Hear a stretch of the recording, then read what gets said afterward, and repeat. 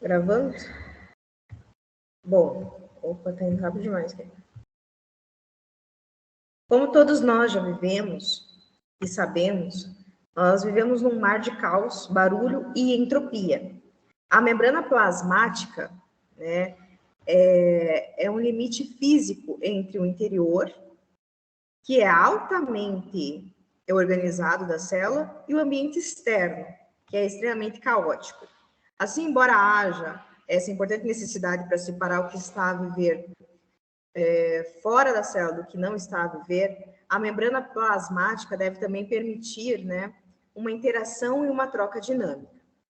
Uma membrana plasmática é uma característica comum a todas as células. Ela envolve cada célula e retém o conteúdo da célula. A membrana da célula é constituída, na sua maioria, por lipídios e proteínas. Os lipídios são gorduras, como o óleo ou a manteiga. É o tipo mais comum de lipídio numa membrana de plasma, né? Na membrana plasmática, o lipídio mais comum é o fosfolipídio. Os fosfolipídios têm tanto hidrofílicos, né, os amantes da água, quanto os hidrofóbicos, que são as que evitam a água, regiões, né, numa única célula. Há regiões dessa célula que nós chamamos ali, que nós teremos uma cabeça de fosfato, né, que é amante da água, enquanto as suas caudas de hidrocarbonetos comprimidas ali, que evitam a água. Os grupos hidrofílicos formam interações favoráveis com a água, através dos seus grupos polares ou de carga. Eles dissolvem-se, portanto, prontamente em soluções aquosas. Os grupos hidrofóbicos evitam a água, devido aos seus grupos não carregados, não polares, que são hidrocarbonetos, ali como a gente pode ver. A interação entre a água e as caudas dos hidrocarbonetos de um fosfolipídio é, portanto, energeticamente desfavorável e tende a agrupar-se numa solução aquosa para minimizar a sua interação com a água. Os fosfolipídios, as cabeças de fosfato hidrofílicos, né, eles tendem a dissolver-se parcialmente na água, enquanto as suas caudas de hidrocarbonetos, para evitar a exposição à água, né, elas se aglomeram. A membrana plasmática é uma camada de fosfolipídios, nos quais os fosfolipídios se organizam para que as caudas hidrofóbicas dos lipídios fiquem viradas umas para as outras. E aí, né, eles deixam ali o meio isolado do meio aquoso circundante, enquanto as regiões das cabeças hidrofílicas se associam e enfrentam, né, essas faces intracelulares e extracelulares da célula. As interações hidrofóbicas são a principal força motriz na formação da camada lipídica do todo, né, da membrana. Quando dissolvidos na água, os fosfolipídios automontam, né, uma estrutura de bilipídica, né, uma estrutura bipolar.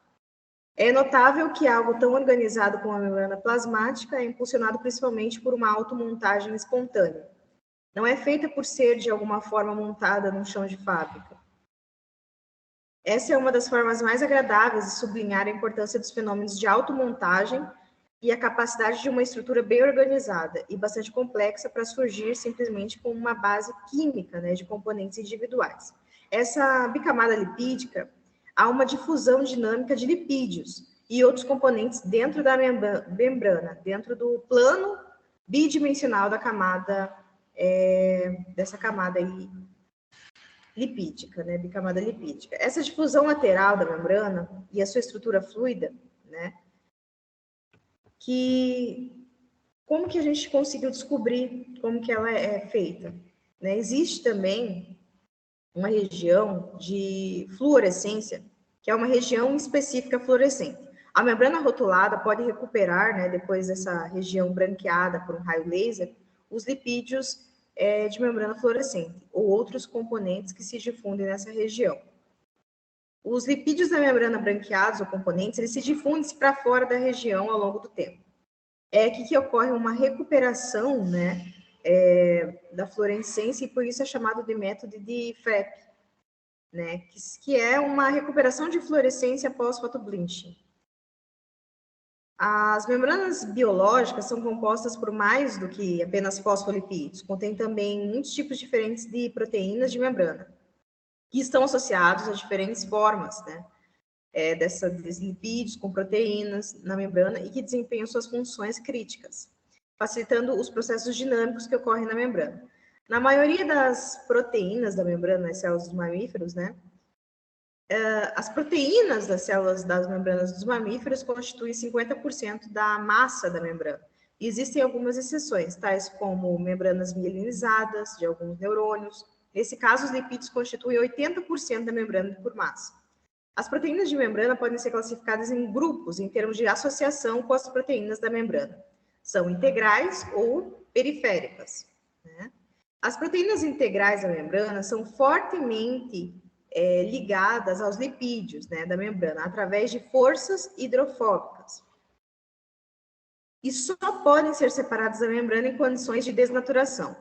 Enquanto algumas proteínas da membrana, né, integral, estão incorporadas em apenas um folheto, né, da bicamada lipídica.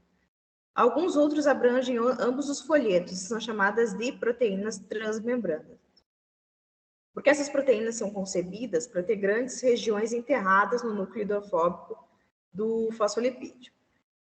Elas tendem a ser muito insolúveis na água e tendem a perder também a sua estrutura, né, a sua estrutura após a purificação de seus elementos. As proteínas periféricas, por outro lado, interagem com a única superfície da membrana ali.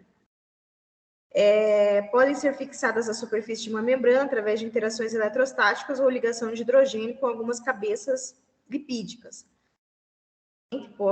Podem também associar-se com uma membrana integral diferente, né? As proteínas. As proteínas periféricas são tipicamente solúveis em água e podem ser separadas das membranas em condições suaves, que não desnaturam nem a proteína nem a membrana. Um exemplo da proteína periférica é o citocromo C.